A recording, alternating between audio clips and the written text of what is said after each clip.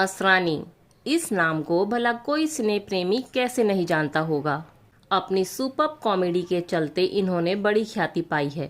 हालांकि कुछ फिल्में ऐसी भी रही हैं जिनमें इन्होंने दीर्घ गंभीर किरदार निभाए और साबित किया कि ये केवल कॉमेडी ही नहीं और दूसरी तरह के रोल्स भी पूरी शिद्दत के साथ निभा सकते हैं। अपने अलग हटकर कॉमेडी करने के अंदाज से इन्होंने 5 दशक तक दर्शकों का मनोरंजन किया और कई यादगार भूमिकाओं को अंजाम दिया। आज हम आपको महान भारतीय कॉमेडियन असरानी की जिंदगी का किस्सा सुनाएंगे।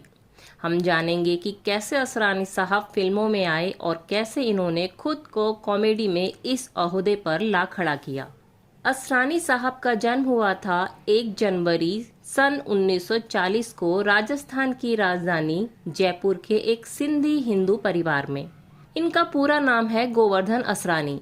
इनके पिता की जयपुर में एक कारपेट शॉप थी, लेकिन पिता के काम में इन्हें जरा भी दिलचस्पी नहीं थी। साथ ही ये पढ़ाई में भी कुछ खास नहीं थे। जैसे तैसे इन्होंने जयपुर के सेंट जेवियर स्कूल से मैट्रिक पास की और फिर जयपुर के ही राजस्थान कॉलेज से इन्होंने ग्रेजुएशन किया। कॉलेज में पढ़ाई करने के दौरान ही ये ऑल इंडिया रेडियो के जयपुर स्टेशन में बतौर वॉइस ओवर आर्टिस्ट काम करने लगे थे।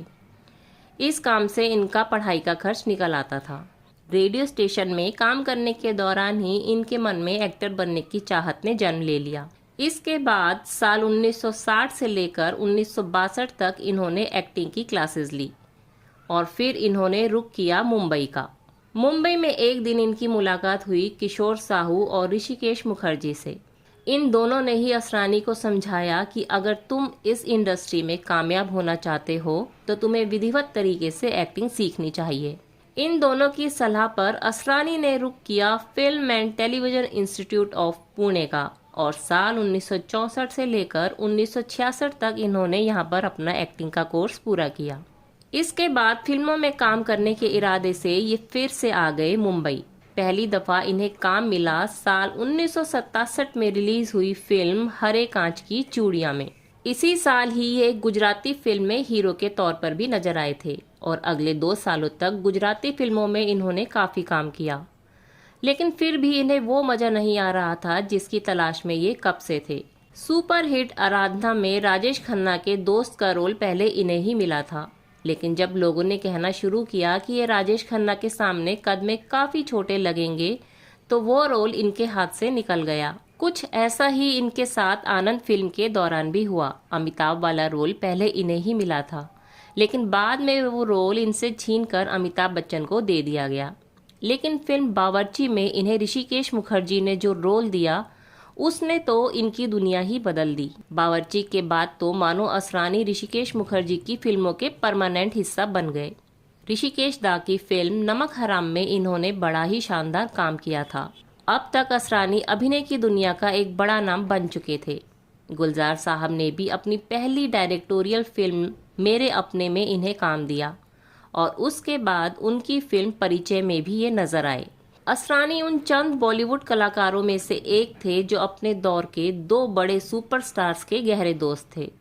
ये 2 सुपरस्टार्स थे राजेश खन्ना और अमिताभ बच्चन।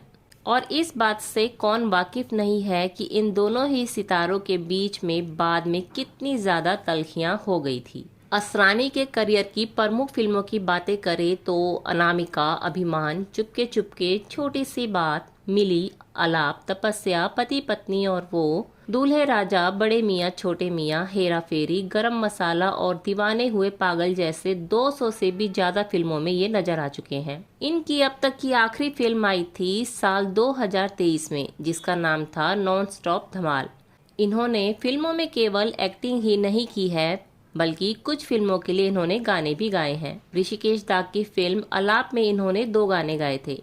वहीं 1978 में रिलीज हुई फिल्म फूल खिले हैं गुलशन गुलशन में भी इन्होंने एक गाना गाया था। असरानी साहब ने फिल्में डायरेक्ट भी की है। इन्होंने सबसे पहले एक गुजराती फिल्म डायरेक्ट की थी जो कि साल 1974 में रिलीज हुई थी। इसके बाद साल 1977 में इन्होंने पहली हिंदी फिल्म डायरेक्ट की थी जिसका नाम था चला मुरारी हीरो बनने। बतौर डायरेक्टर इनकी आखिरी फिल्म थी साल 1997 में रिलीज हुई उड़ान।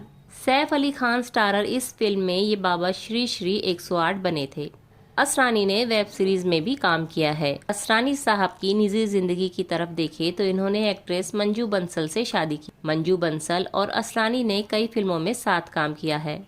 इन दोनों की मोहब्बत परवान चढ़ी थी फिल्म आज की ताजा खबर और नमक हराम में साथ काम करने के दौरान। शादी के बाद इस जोड़ी ने तपस्या, चांदी सोना, जाने बहार, नालायक, सरकारी नौकरी और चोर सिपाही जैसी फिल्मों में भी साथ काम किया था। इन दोनों का एक बेटा भी है जिसका नाम है नवीन असरानी। इनका बेटा नवीन अहमदाबाद में डेंटिस्ट है। असरानी की उम्र अब 84 साल हो चुकी है और इस उम्र में भी एक्टिंग को लेकर इनका जुनून जरा भी कम नहीं हुआ है। लेकिन इनके फैंस इन्हें आज भी उतना ही चाहते हैं जितना पहले चाहते थे। असरानी साहब की अच्छी सेहत और लंबी उम्र की हम दुआ करते हैं और असरानी साहब यूं ही अभिनय करते रहे ऐसी कामना करते हैं।